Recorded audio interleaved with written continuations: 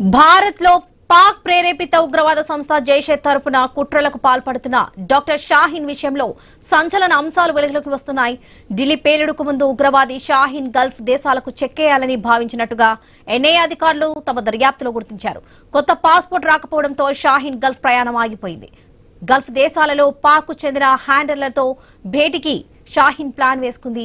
ఢిల్లీ పేలుడుకు 7 రోజుల ముందు కొత్త పాస్పోర్ట్ వెరిఫికేషన్ కూడా పూర్తయింది. పోలీసులు నివేదిక సిద్ధం చేయకపోవడంతో ప్రక్రియ ఆలస్యం కావడమే ఈ మహిళా ఉగ్రవాదిని ఎన్ఐఏకు పట్టించింది. కొత్త పాస్పోర్ట్ వచ్చి ఉంటే అప్పుడే గల్ఫ్ దేశాలకు పారిపోయేది ఈ మేడం సర్జన్.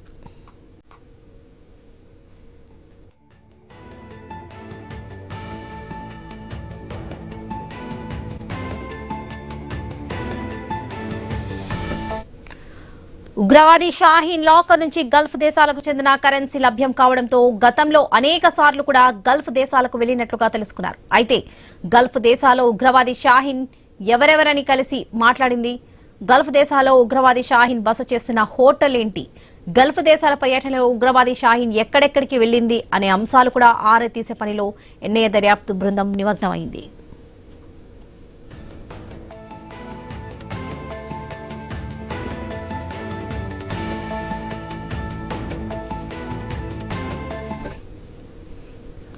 ఉగ్రవాది షాహీన్ దగ్గర ఇప్పటికే 2 పాస్పోర్ట్లున్నాయి. ఆ 2 పాస్పోర్ట్లపై అనేక సార్లు గల్ఫ్ వెళ్లొచ్చింది. బెహ్రెయిన్, కువైట్, ఒమన్, ఖతర్తో పాటు సౌదీ అరేబియా, దుబాయ్లలో పర్యటించింది. గల్ఫ్ దేశాల్లో పర్యటించిన సమయంలో భారత్లో ఉగ్రదాడులకు నిధులు సమకూర్చినట్లుగా ఆధారాలు లభించాయి. 3 అనుమానిత ఏజెన్సీల నుంచి షాహీన్ కు నిధులు అందాయి.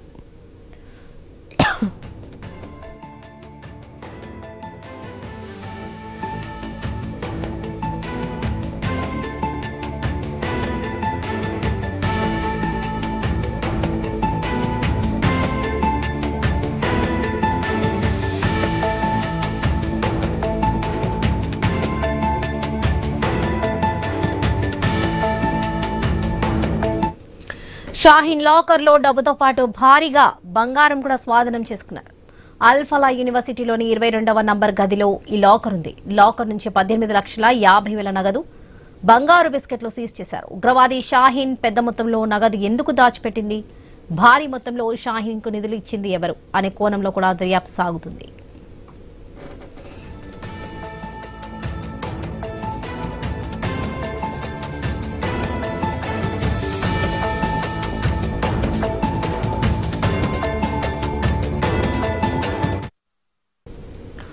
అల్ఫలా యూనివర్సిటీలోని ఆసుపత్రులకు వచ్చే పేద రోగులకు డబ్బాస చూపించి ఉగ్రవాదం వైపు మళ్లించేందుకు షాహీన్ యత్నించినట్లుగా దర్యాప్తు అధికారులు తెలుసుకున్నారు. దీంతో అల్ఫలా యూనివర్సిటీలో ఆమె ఉన్న సమయంలో ఎంతమంది రోగులు, వారి బంధువులతో మాట్లాడింది, షాహీన్ మాటలతో ప్రభావితమైన వారు ఎందరుని కూపిలాగుతున్నారు. ఉగ్రవాది షాహీన్ లక్నో, కాన్పూర్లకు తీసుకెళ్లేందుకు ఎన్ఐఏ నిర్ణయం తీసుకుంది. 2006 నుంచి 2013 వరకు కాన్పూర్లోని మెడికల్ కాలేజీలో షాహీన్ ఉద్యోగం చేసింది. కాన్పూర్లో ఉన్నప్పుడే ఉగ్ర నెట్వర్క్ తో సంబంధాలు ఉన్నట్లుగా గుర్తించారు. గల్ఫ్ దేశాల్లో ఉన్న వారి సహాయంతో షాహీన్ నిధులు సమీకరించిందని తెలుసుకున్నారు.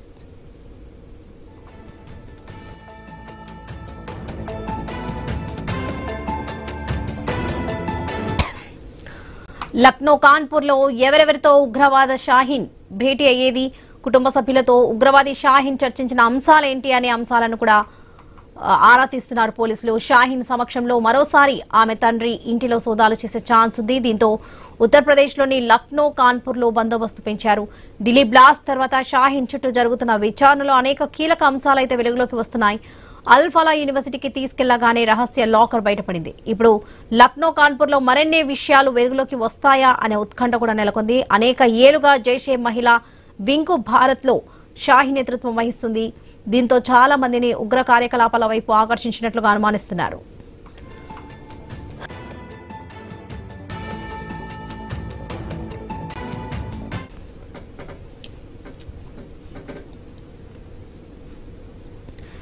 జైషే మహిళా వింగ్ లో Shaheen Nick name madam surgeon. Shaheen సాయంతో అందమైన యువతలను ఉగ్రవాదం వైపు ఆకర్షించే ప్రయత్నాలు చాలా జరిగినట్లు వెలుగులోకి వస్తుంది. మేడం సర్జన్ డైరీని పరిశీలిస్తే అందులో చాలా కీలక అంశాలైతే బయటపడ్డాయి. భారత్తో జైషే మొహమ్మద్ ఏ విధంగా ఉగ్రవాద కార్యకలాపాలు విస్తరించాలని అనుకుందో అన్ని కూడా ఉన్నాయి. జైషేకు చెందిన భారత మహిళా విభాగం జమాత్ ఉల్ మెమైనాథ్ అనే సంస్థకు ఇన్ఛార్జ్ గా ఉంది.